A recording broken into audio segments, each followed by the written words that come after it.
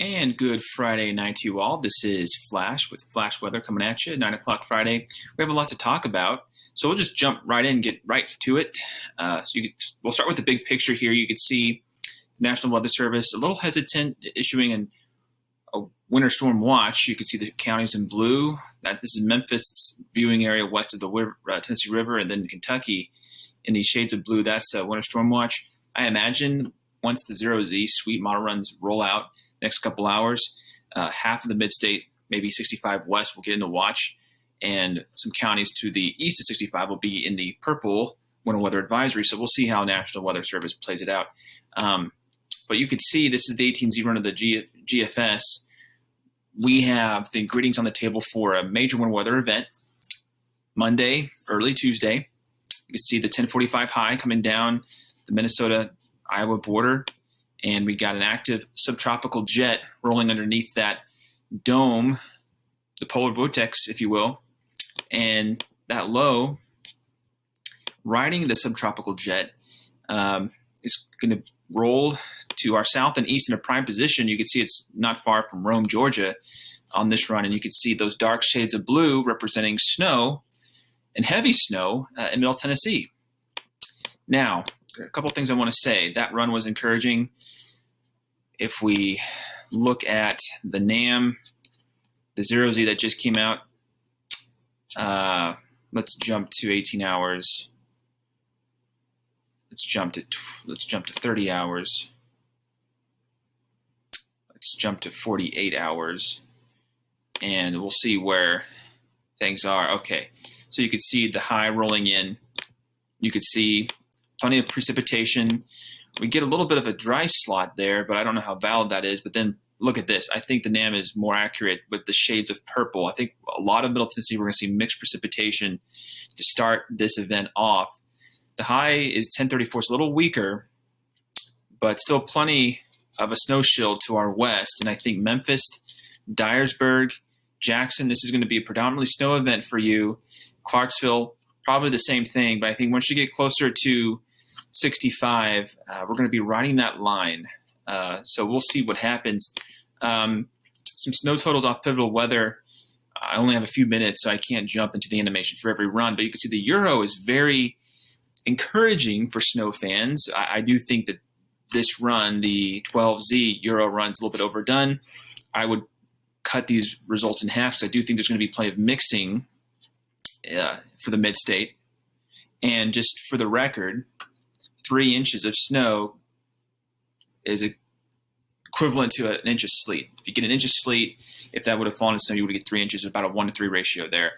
A lot of counties to our east, counties like Murfreesboro, Carthage, Lebanon, Cookeville, even the Plateau, they're not going to get as much snow out of this. I think freezing rain will be the primary precip type. So we'll see what happens in future runs. I think that the sampling is not quite there. The storm is yet to roll on board the western coast. So I think that tomorrow we're going to get some more clarity as far as what we could expect in terms of accumulation. But that's the Euro high res.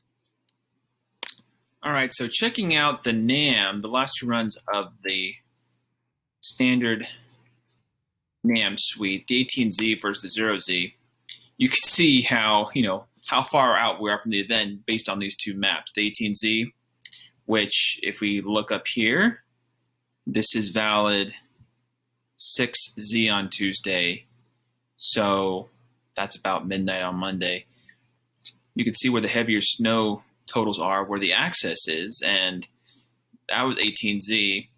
But zero-Z, which is the more recent run, it's actually valid for the same time. So they really, zero-Z NAM really moves those totals further to the east, which is interesting. That's a positive trend if you want snow in Middle Tennessee. But again, I think that the NAM doesn't account for mixing as much with the sleet and the freezing rain, the unknown precip, the ice pellets, things like that. So I think for Cheatham County, Robertson County, Sumner County, Hickman County, I would especially take this with a grain of salt. Clarksville, you're not getting 9 inches of snow. I'm sorry. Cut this in half. I would say 4 to 5 is a good bet at this point. And for Nashville, let's think 1 to 3 total inches of sleet and snow.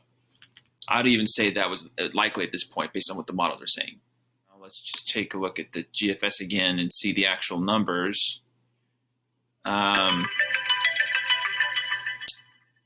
Okay, so you can see there's going to be a sharp cutoff. I will say this, when it comes to the snow total specifically, there's going to be a sharp cutoff.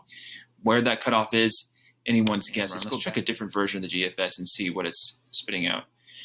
This is the parallel, and you can see a little bit more generous, but I do think there's a colder bias like the Euro. So either way, you got to cut these amounts in half at this point to gauge expectations. We could look at WPC.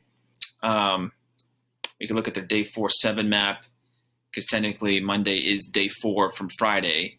And you can see if we put the state boundary and probability contours on, most of Middle Tennessee is in this 30 to 50% range. So we're not in the lime green for once. We're in the forest green. You'll note Clarksville down to near the northwestern part of Dixon County, we're in those blue probabilities, the 50 to 70% range. So it'll be interesting to see how this map changes. But I am curious about how things look once we get in within day 3. You can see we have to go all the way out to 0C Tuesday, February 16th. So this is valid 6 p.m. on Monday night. The probabilities of greater than 1 inch of snow. You could see some of those oranges and even red showing up near the tri-state area near Paducah and Dyersburg, actually getting in that 80% range. These probabilities will shift east because there's going to be some snow that falls between 6 and midnight on Monday. So this is not reflective of the total event. We won't know the full extent of the probabilities until this time tomorrow. But you can see we have those blues, those likely probs of 1 inch of more snow entering into the northwestern quadrant of the mid-state, and I expect that to move further east. How far east is the big question. This really is going to be a tale of 3 precip types. It will be interesting to see who gets predominantly freezing rain, predominantly sleet, predominantly snow. I think this is going to be a fascinating QPF map that we look back on.